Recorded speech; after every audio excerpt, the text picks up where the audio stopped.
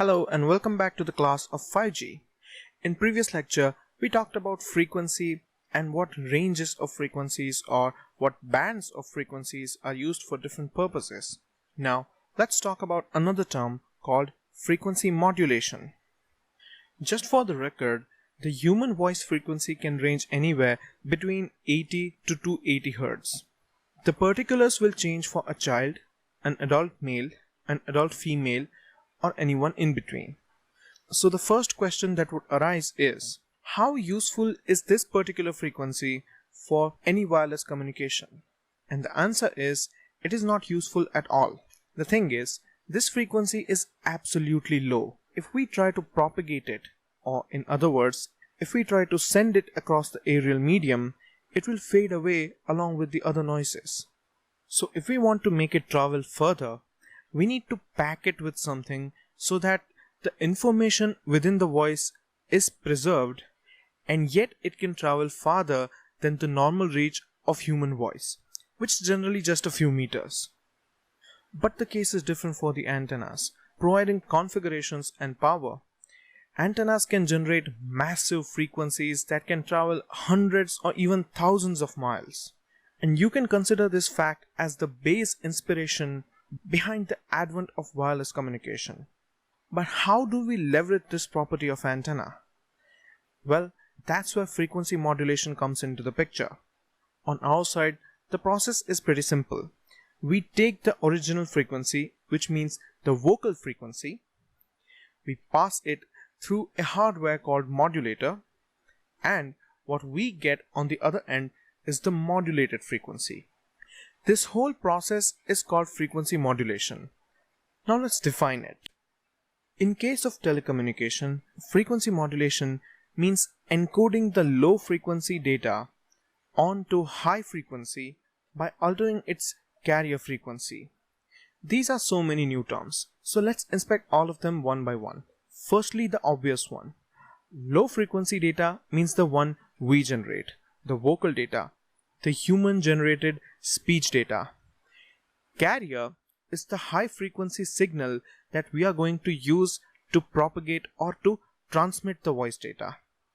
And encode means varying the carrier in a way that it represents the variation in the original frequency or the input frequency, as we have defined here, the low frequency. Now you can get a vague picture of what modulation is. If we take a look at this figure again, you can imagine modulation as a kind of mapping, where we are mapping low frequency of human voice onto low frequency of the carrier band and high frequency of human voice onto high frequency of carrier band. And obviously, the end result is called the modulated frequency. So the process works something like this. What human speaks is the vocal frequency, whereas what phone sends to the antenna or to the tower is the modulated frequency. So the modulator is generally installed inside your mobile phones. And if you want to see the back and forth of the whole process, it goes step by step like this.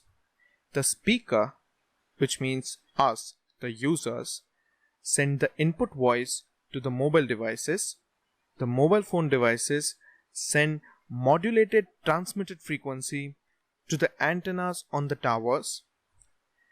The antennas on the tower send modulated receiver frequencies, which means the frequencies which are to be received by the intended receiver of the communication, to the mobile devices of the receiver, whereas the receiver's mobile phone gives demodulated output voice to the listener.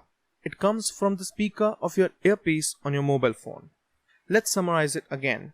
User sends input voice through microphone and receives demodulated output voice through speaker, whereas mobile phone sends modulated transmitted frequency and receives modulated receiver frequency.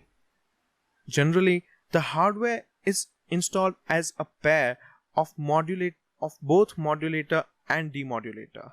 So your mobile device has ways and means to modulate and demodulate frequencies in a way that it can talk to antennas when needed, and it can talk to you when needed as well. This poses a genuine question. There can be hundreds or thousands of mobiles communicating to a single tower. Then, how does the tower identify which message is for which user? We will explore this question in depth in the next lecture. Till then, happy learning, and I hope you have a nice day.